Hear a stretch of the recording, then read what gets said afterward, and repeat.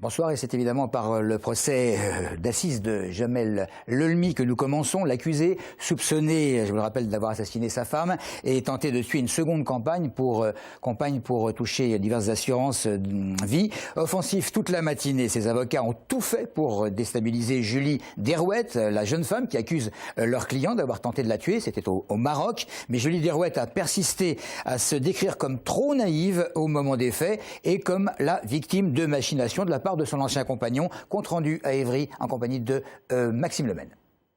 La défense n'a pas épargné Julie Derouet.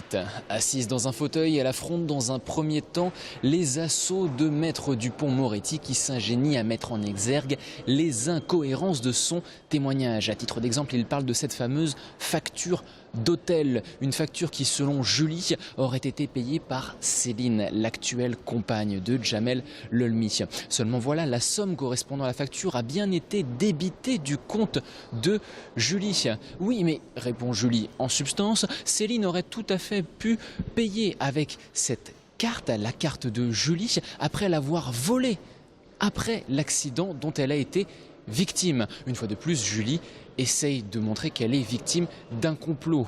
Les avocats enchaînent ensuite avec des textos et des lettres au contenu susceptibles, selon eux, d'accréditer la thèse d'un harcèlement de Julie à l'encontre de Jamel.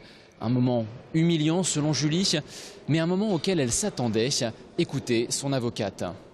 Mais elle savait qu'elle serait traitée d'hystérique, de menteuse, d'érotomane, de mythomane. C'est des choses qui ont été dites tout le long de l'instruction. Pour elle, ce qui était important, c'était de venir tout expliquer, tout dire. Plus on lui posait de questions, plus elle pouvait montrer qu'elle pouvait y répondre.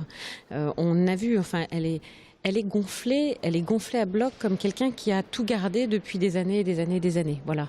Julie l'a confirmé, elle a bien écrit ses lettres et ses textos présentés aujourd'hui par la défense, mais elle l'aurait fait sous la dictée de Jamel Lelmi, car à l'époque elle était amoureuse et naïve.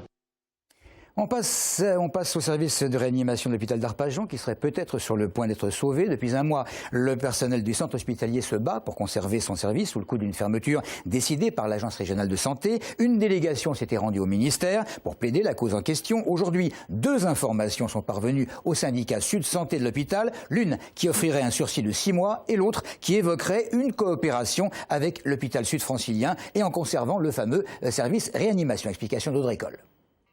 Une marche à travers Arpajon, une pétition qui avait recueilli plus de 10 000 signatures et un blocage de la N20 pour alerter la population. L'hôpital s'est démené pour sauver son service de réanimation après la décision de fermeture décidée par l'ARS. Aujourd'hui, 2 réponses encore non validées ont été apportées, soit un sursis de 6 mois, soit une sauvegarde du service avec coopération avec le Sud francilien. C'était une proposition du ministère. Au jour d'aujourd'hui, on n'a toujours aucun écrit, que ce soit sur la première proposition ou la dernière proposition. Une délégation avait fait le déplacement jusqu'au ministère de la Santé le 18 avril pour faire barrage à l'ARS. Le centre hospitalier avait même envisagé un recours au tribunal administratif pour tenter de faire annuler cette fermeture. Si vraiment on n'avait pas une autorisation de lit de réanimation, le personnel est prêt à repartir tout de suite, il n'y a pas de souci. Le personnel espère bien voir confirmer la 2e proposition avec un maintien des lits. Pour Sud Santé et pour l'hôpital, ce service est indispensable à la population et aucune raison ne pourrait expliquer sa fermeture. Revenons sur cette aide accordée par la Maison départementale des personnes handicapées à un Essonien de 32 ans souffrant d'électrosensibilité. C'est un financement public comme cela existe dans d'autres pays qui a suscité une polémique confortée d'ailleurs par cette prise de position de l'Académie de médecine qui désapprouve le financement public en question. Réaction vive au Conseil général. L'une de ses vice-présidentes, Marjolaine Rose, est en colère et d'expliquer que l'Académie de médecine a le droit d'avoir un avis, mais en ayant également du recul et du respect pour les membres et les médecins de l'institution qui a décidé d'allouer pendant 3 ans une aide mensuelle à une personne handicapée. Fin de citation. Tout le monde connaît la Nationale 6 qui traverse entre autres la ville de Montgeron. Comme dans d'autres communes, il y a pas mal de panneaux publicitaires et la nouvelle municipalité de Montgeron part en guerre contre cette invasion. Moi, pour vanter le mérite de certains produits, il faut que ça passe par l'affichage de panneaux. Je pense que tant que ça peut rapporter de l'argent à la ville, c'est bien. Après, il ne faut pas qu'il y en ait trop aux abords des maisons, enfin des habitations, parce que c'est pas bien pour les gens, enfin ça dénature un petit peu. Mais bon, tant que ça peut être une source de recettes, je trouve ça bien. Et nous allons clôturer ce journal par Éric Coutard. Et la bonne nouvelle en rugby, vous la connaissez bien sûr. Le RC Massy-Essonnes devait l'emporter de 10 points face à une équipe très solide et même de 16 points au bout de quelques minutes de jeu après 2 pénalités réussies par Lucas Lévy. Massy menait 6-0.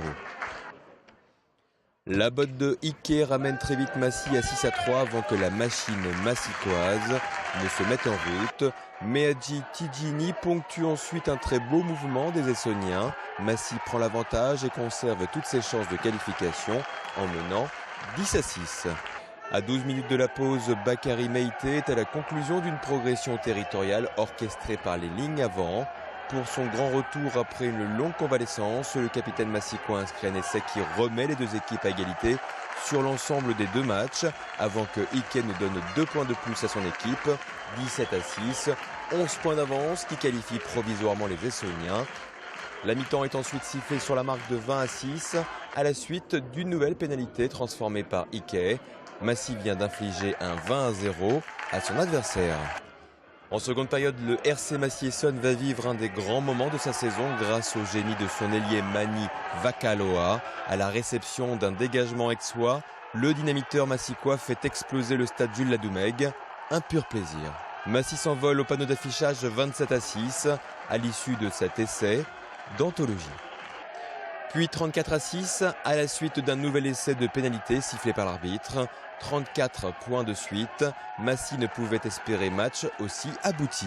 Le groupe d'Olivier Nier et de Victor Didébulidze s'impose de 20 points et se qualifie pour les demi-finales. 2 matchs face à Tyros pour s'offrir une remontée en Pro D2 tout juste un an après avoir quitté l'antichambre de l'élite. Massy est aux portes de son bonheur. La voie est toute tracée, même si elle est encore longue et semée d'embûches. Et puis foot, un grand bravo à Gaëtane Tinet, élue meilleure joueuse de Division 1 pour la saison 2013-2014. Merci de votre fidélité.